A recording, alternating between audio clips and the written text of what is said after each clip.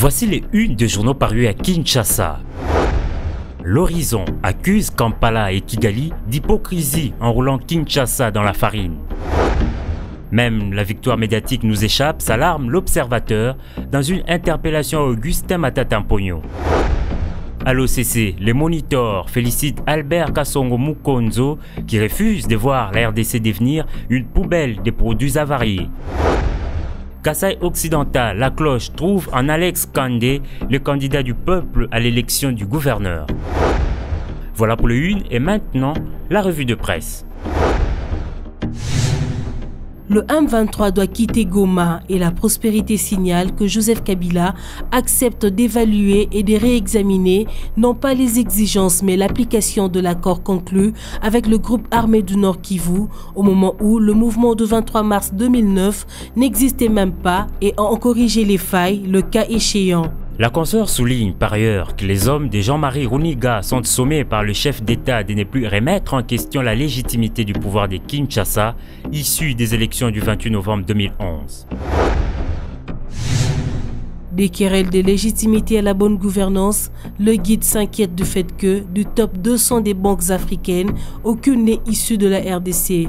Cependant, RDC, les banques commerciales gagnent beaucoup en affaires qu'ailleurs. Malheureusement, si le taux d'intérêt accordé à ceux qui font de l'épargne reste faible, le taux d'intérêt avec lequel elles accordent ces crédits à leurs clients reste élevé.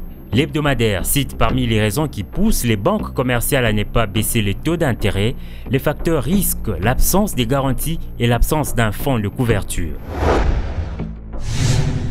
Un débat qui intéresse au plus haut point Africa News en ce moment où le gouvernement privatise le DAIPEN et entend lui donner un second souffle. Le ministre de l'Agriculture a promis, tel que le dévoile le journal, des pouvoirs au domaine agro-industriel de l'Antsélé des 2 tracteurs en vue de faciliter quelques travaux sur ces sites.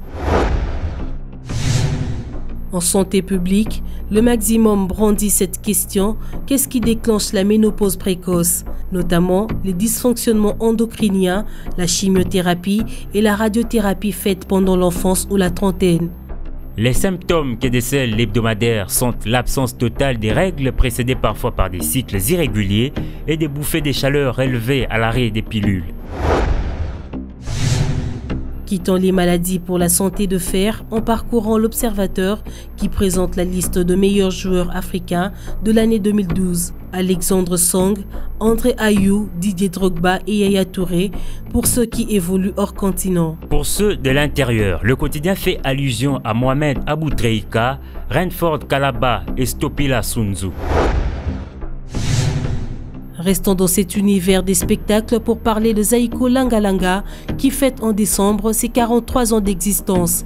Preuve pour le soft que Jossar Nyokalongo et les siens ont encore la force d'imposer leur musique sur la scène congolaise. Les années 2011 et 2012 sont incontestablement celles de Zaïko. L'hebdomadaire revient sur bande d'annonces qui annonçait une ère. Nyokalongo respecte la tradition. La musique des Zaïko Langalanga est une musique invariablement omniprésente depuis des décennies. C'est la fin de cette revue de presse, mesdames et messieurs. Merci de l'avoir suivi.